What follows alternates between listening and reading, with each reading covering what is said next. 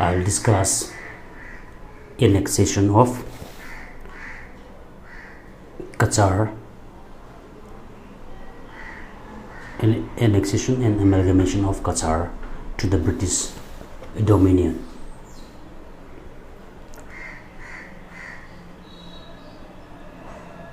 By the terms of Article number 2 of the Treaty of Rendezvous, the King of Burma announced his claims upon Cachar and promised to abstain from all future interference in the kingdom. Hence, in accordance with the terms of the Treaty of Badalpur 1824, Govinda Chandra continued as a king of Cachar in return for annual tribute of 10,000 rupees to the British. That means Treaty of Badalpur was signed in 1824. Since then, Govinda Chandra was the king of Cachar. That means Govinda Chandra was entrusted the administrations or the king as the king of Cachar, and he had to pay rupees 10,000 to the British. As I have said, in 1824 there was Treaty of Badalpur. After this Treaty of Badalpur, Govinda Chandra, Raja of Cachar, becomes a vessels of the British government. That means like an agent of the British government. But fortunately here, for Govinda Chandra, there were two enemies who always tried to intrude and capture his kingdom, Cachar. From North Cachar Hills, from NC Hills, there was Tularam Senapati, who always intrude into the Cachar, into the kingdom of Govinda Chandra, and always attack him. And from Manipur side, there was Gambhir Singh, who always intrudes into the kingdom of Govinda Chandra, Cachar. From Jiribam, from Jiri River, he always intrudes. So Govinda Chandra had two permanent enemies who always try to destabilize his position. So, as I have said, he had two enemies from NC Hills, Tularam Senapati. From Manipur, that means from Jiri side, here there was Gambhir Singh. So unfortunately, Govinda Chandra, the king of Cachar, was assassinated on the night of 24th April 1830. Since then, there was no king in Cachar, and British decide who will be the next king or whether to annex or not. There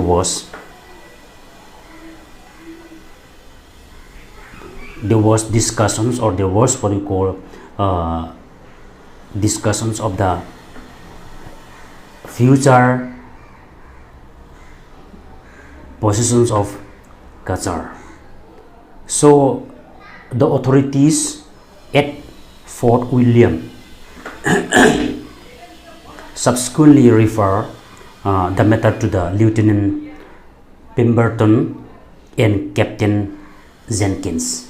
As I have said, when Govinda Chandra was assassinated on the night of 24 April 1830, then there was no more king, because Govinda Chandra did not have son who can replace his throne, who can sit on his throne. So in that uh, uh, for these very reasons, the authority, that is the British government, refer the matter or the issue of Cachar to Lieutenant Pemberton and Captain Jenkins. In an elaborate report, that means in the report submitted to the British government, Lieutenant Pemberton strongly object to the transfer of Cachar to Gambhir Singh, because Pemberton did not want to transfer Cachar to Gambhir Singh. Gambhir Singh was a king in Manipur. But for political reasons, advocate the secession of Ziri Baraktek. Because of this, Lieutenant Pemberton did not want to transfer Cachar to Gambhir Singh, but in some cases he wanted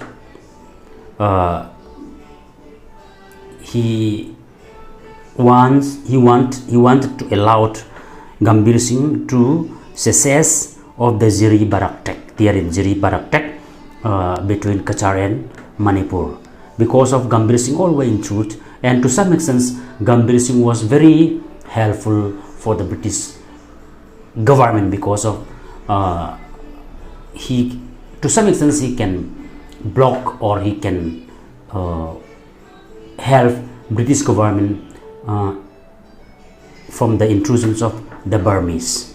So British government favor Gambhir Singh, but they did not want him to be the king of Cachar, or they did not want to transfer Cachar into his hand. So Lieutenant Pemberton argued that this would provide the government with an authority that was strongly enough to keep the various Naga clans, because of here in Ziri Baraktek, most of the places were inhabited the Naga tribes. So if Cachar was transferred to Gambhir Singh, king of Manipur, then there may be problem for the Naga tribes. It may hamper their what we call their occupations or their traveling. So for these very reasons, Lieutenant Pemberton did not want to transfer Cachar into the hand of Gambhir Singh, although Gambhir Singh was very helpful for the British government. So Captain Jenkins, however, did not agree. So this point was not agreed by Captain Jenkins. Because he believed that control over this tribe was essential only for tapping the resource of the regions. At the same time, Captain Jenkins want to hand over or want to transfer Cachar into the hand of Gambhir Singh, so that Gambhir Singh might be able to control Ziri Baraktek, where the Naga tribes were inhabiting. So Captain Jenkins want to control all these tribes, because of which was very essential for tapping the resources of the regions, because of they might be able to utilize Gambhir Singh in order to occupy it, in order to tap the resources of the regions where the Naga tribe were inhabiting.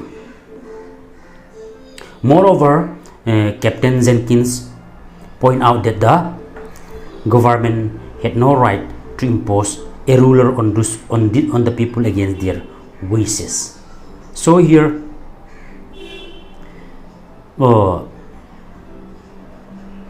Captain Jenkins also cited government did not have the right to rule over the tribal people against their wishes.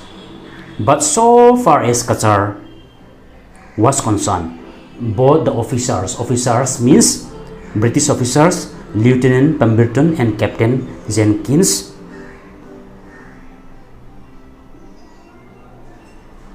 strongly recommend its annexation to the British Dominion because they felt that the region was likely to yield revenue equal to that of Sylhet in a few years, and would also serve as a granary for troops stationed in Cachar. See here, the two British officers, Lieutenant Pemberton and Captain Jenkins, want to annex Cachar into the British Dominion, because if British annex this Cachar into their dominion, then it may this region was likely to yield revenue. They can earn money, was likely to yield revenue equal to that of Sylhet, Bangladesh. It may be equal, the collections of revenues like may be equal to that of Sylhet, Bangladesh. So this is the reason why these British two officers want to annex Cachar to their dominion. The reason why they want to annex it, because it can yield revenue. Cachar, by annexing Cachar, it could yield revenue equal to that of Sylhet, Bangladesh. So British officer want to annex Cachar so that they may be able to earn, they might be able to earn revenue, they may be able to collect revenue equal to Sylhet. So taking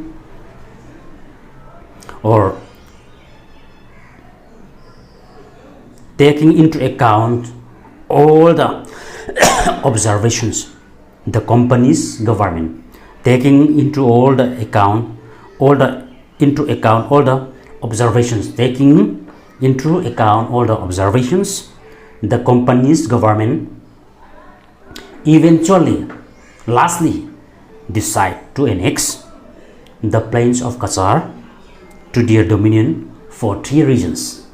There are three reasons that the British want to annex Cachar to their dominion. The 3 points were: number one is the principal ground was that the absence of legitimate heir to the throne, as I have said, did not have son who can replace it. So number one, the principal ground was the absence of a legitimate heir to the throne, as Govinda Chandra did not have son who can be his next heir. This is one reasons that the British annexed Cachar to their dominion. And number two was the second factor was the desire of the people to be placed under the rule and protection of the British rather than that of Gambir Singh. So British government did not want to transfer Cachar into the hand of Gambir Singh. They want, or the people want to be placed under the rule and under the protection of the British rather than, as they did not want to be under the control of Gambir Singh. This is the second reason. I'll repeat it. The second factors or the second reason was the second factor or the second reasons why British annexed Cachar to their dominion was the desire of the people to be placed under the rule and protection of the death of the British rather than that of conversion. Then the third, the last factors, the third and perhaps one of the most important factors was the discovery of tea in Cachar. The third factors or the third reason why British want to annex Cachar to their dominion was the discovery of tea in Cachar, so that they might be able to earn revenue by plantations of tea in Cachar. These are the reasons why Cachar was annexed to the British dominion.